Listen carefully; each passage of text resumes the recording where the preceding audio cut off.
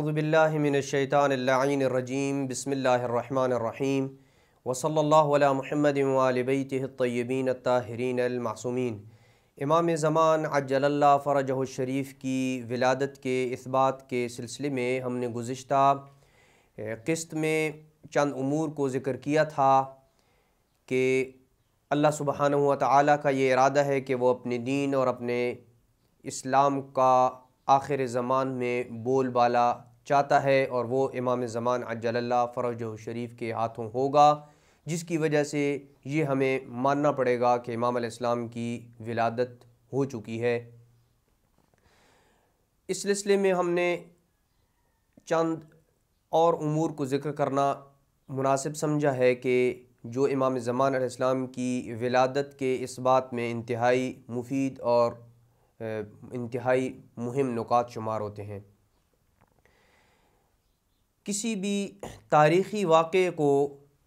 दो तरीके से साबित किया जा सकता है। एक तवातुर के ज़रिए, तवातुर ये होता है कि एक बहुत बड़ा मजमूआ लोगों का किसी ख़बर या किसी वाक़े के रूनुमा होने के मुताल्लिक़ ख़बर दे, जिन तमाम के मुताल्लिक़ ये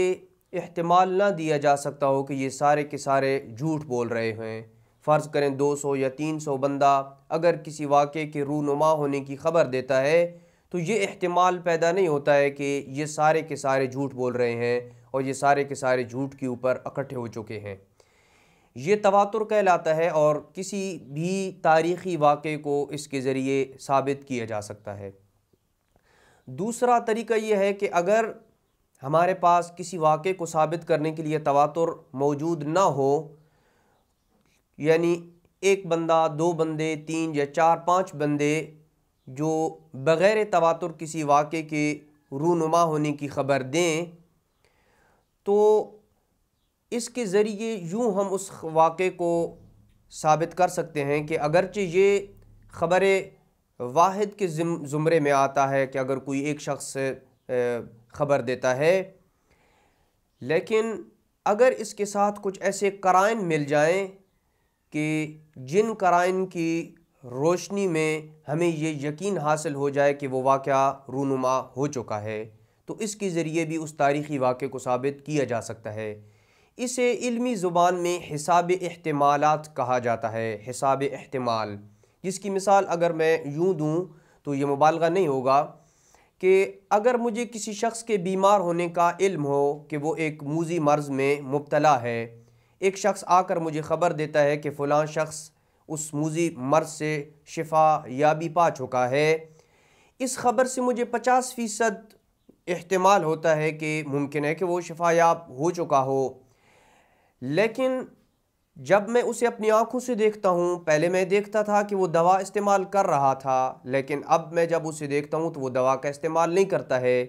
या पहले वो फ़कत अपने घर ही रहता था और किसी महफ़िल में नहीं जाता था, अब मैं देखता हूँ कि वो घर में जाता है और अपनी रोज़मर्रा की दीगर ज़िंदगी की उमूर को अंजाम देता है। अब उस ख़बर के साथ जब इन कराइन को मिलाया जाएगा तो वही 50% का जो एहतिमाल ख़बर से पैदा हुआ था,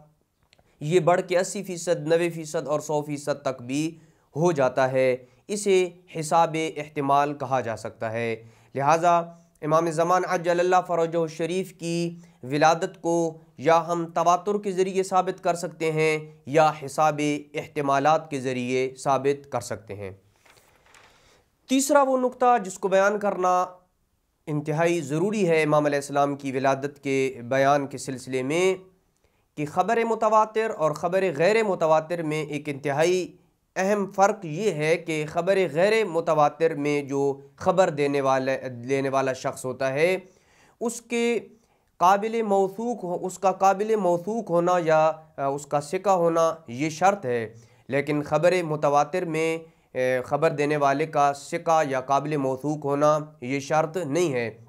और उसकी वजह यह है कि ख़बर मुतवातिर में जब एक बहुत बड़ा मजमुआ किसी वाक़े के रूनुमा होने की ख़बर देता है तो उससे इल्म और यकीन हासिल हो जाता है, और जब किसी वाक़े के इल्म और उसके रूनुमा होने का यकीन हासिल हो जाए तो फिर इसके बाद कोई ये गुंजाइश नहीं रहती कि उस रावी के मुतल्लिक़ ये छानबीन की जाए कि वो रावी फ़िक़ा है, काबिल मौसूक़ है या काबिल मौसूक़ नहीं है। इस अहम मुकदमे का नतीजा इस बात में ज़ाहिर होता है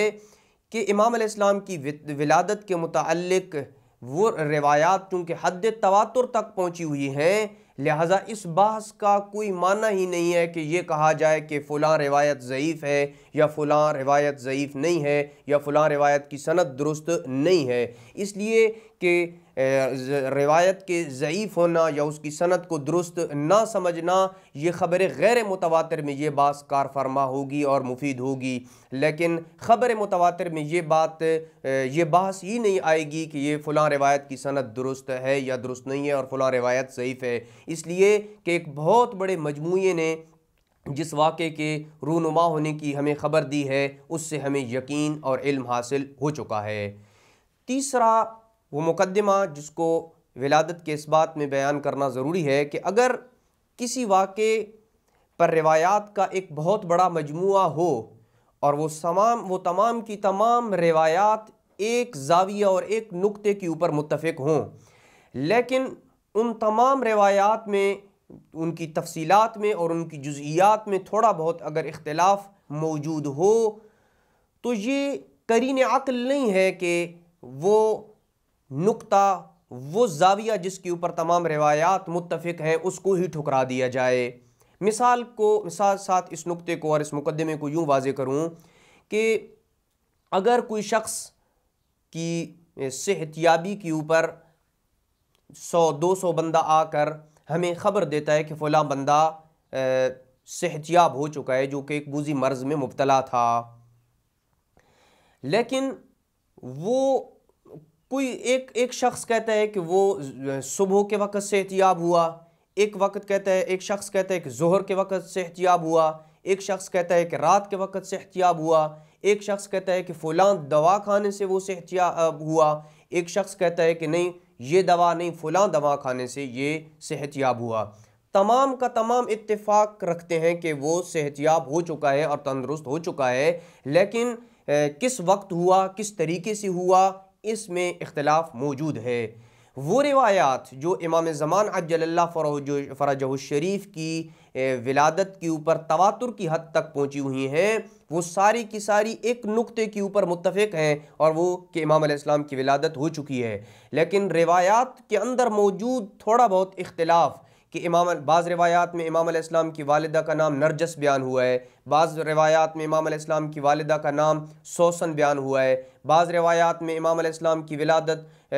258 हिजरी में है, बाज़ में 255 है, बाज़ दीगर में विलादत नीमा शाबान को है, बाज़ में उससे अगली रात को है। तो ये सारे का सारा इख्तिलाफ़ ये कोई कह के इन रिवायात को ठुकरा दे कि चूँकि इन ये रिवायात तफासील में एक दूसरे के साथ टकराती हैं, लिहाजा इन रिवायात को छोड़ दें, ये बात करीन अक़ल नहीं है। इसलिए कि ये तमाम की तमाम रिवायात अगरचे तफासील और जुज़इयात में मुख्तलिफ हैं, थोड़ा बहुत इनके अंदर इख्तिलाफ़ मौजूद है, लेकिन सारी की सारी इस मरकज़ी नुक्ते के ऊपर यकजा है और मुत्तफ़िक हैं, और वही है कि इमाम अलैहिस्सलाम की विलादत हो चुकी है। चौथा और आखिरी नुक्ता कि जो इमाम अलैहिस्सलाम की विलादत के बयान में इंतहाई मुहिम है, और वो ये कि किसी मसले के ऊपर सरीहुद दलाला और तमाम सनद नुसूस की मौजूदगी में ये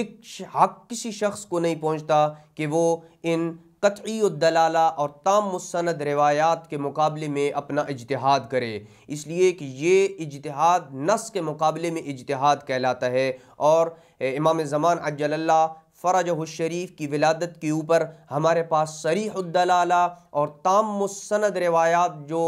तवातुर की हद तक पहुँची हुई हैं, इन रिवायात के इतने बड़े मजमूए के मुकाबले में अगर कोई शख्स आके अपना इज्तिहाद करता है तो उसके इज्तिहाद की कोई वक़अत नहीं है। हाँ, अगर किसी रिवायत की दलालत कतई ना हो या उसकी सनद ताम ना हो तो फिर उस शख्स को उनके मुकाबले में इज्तिहाद करने का हक़ मौजूद है। ये वो मुक़द्दिमात थे, ये वो तमहीदी गुफ्तगू थी जो इमाम ज़मान अज्जलल्लाहु फ़रजहु शरीफ की विलादत के इस्बात में बयान करना ज़रूरी है। और हम अपनी अगली किस्त में इमाम ज़मान अज्जलल्लाहु फ़रजहु शरीफ की विलादत के ऊपर जो दलाइल हैं उनको बयान करेंगे। वसल्लल्लाहु अला मुहम्मदिन व आले बैतिहि अत्तय्यबीन अत्ताहिरीन अल मासूमीन।